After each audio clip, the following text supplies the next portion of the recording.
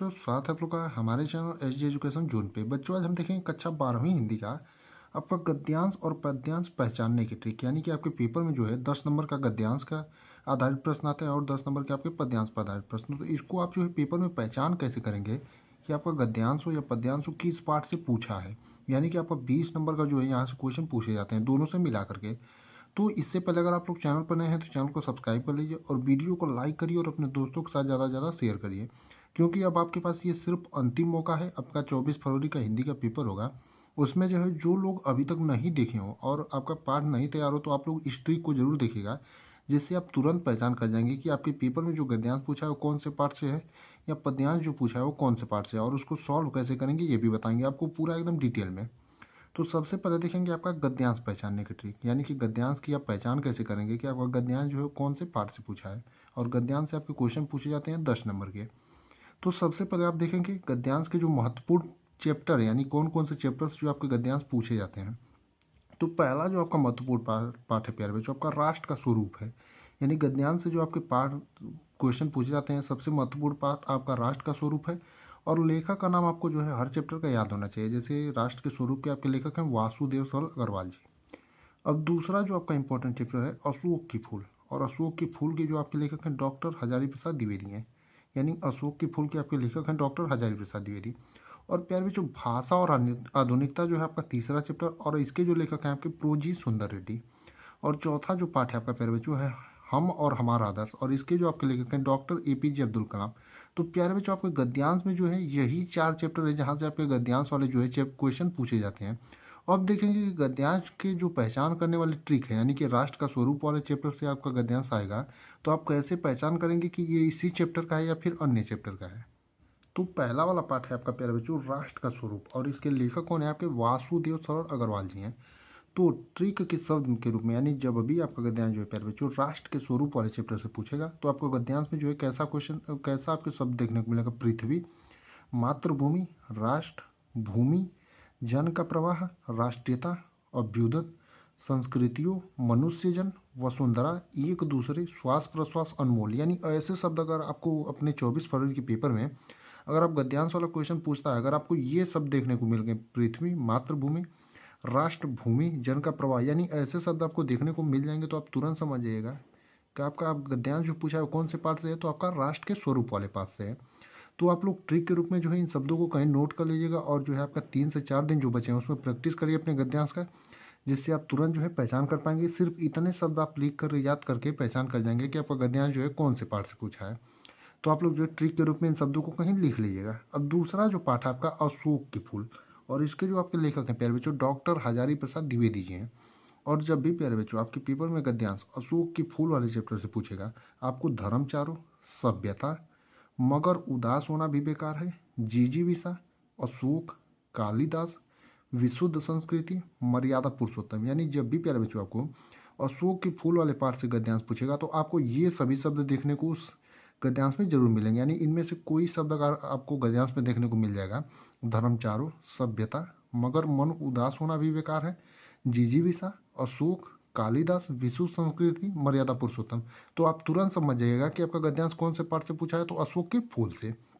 बाकी आप लोग जो है इन शब्दों को एकदम गौर करिएगा, क्योंकि इसी शब्दों से आप जो है पहचान कर पाएंगे कि आपका गद्यांश जो है किस चैप्टर से पूछा है। और प्यारे बच्चों, आपके पास ये अंतिम मौका है, क्योंकि 3 से 4 दिन में आपका पेपर है। मान के चलिए आपके पास अधिकतम 5 दिन यहाँ से है, तो आप लोग जो है इन्हीं 5 दिनों में आपको अब जो है पूरा एकदम आपका रिवीजन करना है। तो रिवीजन के लिए बहुत ही अच्छे ट्रिक हैं आपके। अब अगला देखेंगे आपका जो गद्यांश वाला महत्वपूर्ण चैप्टर है आपका भाषा और आधुनिकता है, और इसके जो आपके लेखक हैं प्यारे बच्चों प्रोजी सुंदर रेड्डी हैं। और जब भी आपका गद्यांश जो है प्यारे बच्चों भाषा और आधुनिकता वाले चैप्टर से पूछेगा, तो आपको परिवर्तनशील और गतिशील, सांस्कृतिक हलचलों, परंपरागत, भाषा स्वयं संस्कृति का एक, रमणीयता और नित्य नूतनता, काम चलाऊ माध्यम, व्यवहारिकता, नवीनीकरण सिर्फ कुछ पंडितों। यानी कि जब भी आपको ये सब देखने को मिलेंगे आपके पेपर में 24 फरवरी के, तो आप तुरंत समझ जाएगा कि आपका गद्यांश जो है किस चैप्टर से है, तो भाषा और आधुनिकता वाले चैप्टर से है। यानी परिवर्तनशील और गतिशील, सांस्कृतिक हलचलों, परंपरागत, भाषा स्वयं संस्कृति का एक, रमणीयता और नित्य नूतनता, काम चलाऊ माध्यम, व्यवहारिकता, नवीनीकरण सिर्फ कुछ पंडित। यानी ये सब देखने को मिल जाएंगे तो आप तुरंत समझिएगा कि आपका भाषा और आधुनिकता वाले चैप्टर से है, और आपके जो है लेखक इसके प्रोजी सुंदर रेड्डी हैं, क्योंकि ये शब्द बताने का मतलब ये है कि ज़्यादातर बच्चे जो हैं पेपर में जाते हैं वो पहचान ही नहीं पाते हैं कि आपका जो है गद्यांश और पद्यांश जो है कौन से पार्ट से पूछा है। तो ये ट्रिक वाले शब्द जो है आप यूज़ करके ये पहचान कर पाएंगे कि गद्यांश जो है आपका किस पार्ट से पूछा है। तो अगला वाला और अंतिम पार्ट है जो आपका जहाँ से गद्यांश जो है ज़्यादातर पूछे जाते हैं, और इन्हीं चार से जो है आपके यूपी बोर्ड में 12वीं की क्लास में जो है गद्यांश ज़्यादातर पूछे जाते हैं। तो अगला पार्ट है आपका हम और हमारा आदर, और इसके जो आपके लेखक हैं प्यारे बच्चों डॉक्टर एपीजे अब्दुल कलाम है। और जब भी गद्यांश आपका जो है हम और हमारा आदर से पूछेगा प्यारे बच्चों, तो आपको कैसे शब्द देखने को मिलेंगे गद्यांश में? आकांक्षाओं के अनुरूप, पीढ़ी दर पीढ़ी, समृद्धि और अध्यात्म आज़ादी, रामेश्वरम, महर्षि अरविंद ने कहा, दृष्टिकोण से सरमन, ज्ञानवान नागरिक, ऐतिहासिक तत्व, हम भी ऊर्जांश है। यानी जब भी प्यारे बच्चों आपको गद्यांश में ऐसे शब्द देखने को मिल जाए, यानी आकांक्षाओं के अनुरूप, पीढ़ी दर पीढ़ी, समृद्धि और अध्यात्म आजादी, यानी ये शब्द आपको देखने को मिल गए, तो आप तुरंत समझिएगा कि आपका गद्यांश जो है वो किस पाठ से है। तो आपका हम और हमारा आदर से, और इसके जो लेखक हैं आपके डॉक्टर एपीजे अब्दुल कलाम है।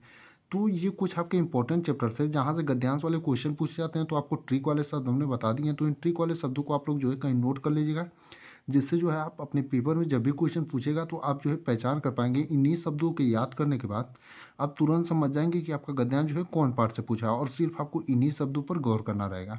तो आप लोग इन शब्दों पर अच्छे से गौर करिएगा, ताकि आपके 24 फरवरी के पेपर में जब भी गद्यांश वाला प्रश्न पूछेगा तो आप तुरंत समझ जाएंगे कि आपका गद्यांश कौन से पार्ट से पूछा है। अब देखेंगे पद्यांश की पहचान करने की ट्रिक। तो सबसे पहले आपका देखेंगे प्यारे बच्चों कि आपका सभी महत्वपूर्ण पाठ जो हम कवियों के नाम, यानी पद्यांश में जो है सभी महत्वपूर्ण पाठ, यानी किस किस पाठ से जो पद्यांश वाले क्वेश्चन आपके बोर्ड एग्जाम में ज़्यादातर पूछे जाते हैं। तो पहला जो आपका इंपॉर्टेंट पार्ट है वो पवन दूतिका, और इसके जो आपके कवि हैं प्यारे बच्चों अयोध्या सिंह उपाध्याय हरिओद हैं।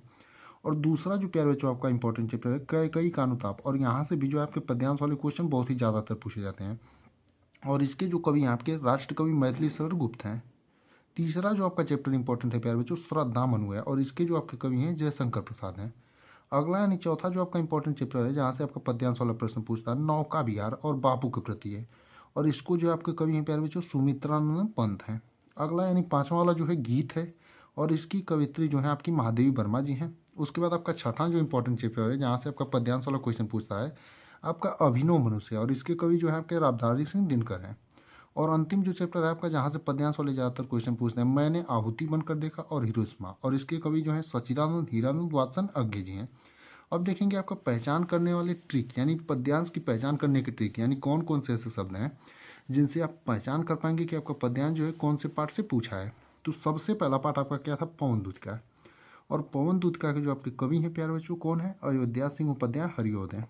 और ट्रिक के रूप में आपको कौन कौन से शब्द याद रखे हैं? लज्जाशील, क्लांता, कृषक ललना, नीले फूल, कमल, मलिन, सूखी जाति, नव जल से, पंथ में क्लांता, धारा में पड़ी हो। यानी अगर ये शब्द आपको पद्यांश में देखने को मिल जाएंगे आपके 24 फरवरी के पेपर में, तो आप तुरंत समझिएगा कि आपका पद्यांश जो है कौन से पाठ से है? पवन दूतिका से है। और ये जो ट्रिक वाले शब्द हैं इससे आपको फायदा क्या है कि आपको जो संदर्भ या पाठ के शीर्षक का नाम लिखना रहता है, तो इन्हीं शब्दों से आप देख करके समझ जाएंगे कि आपका पाठ का शीर्षक कौन सा है।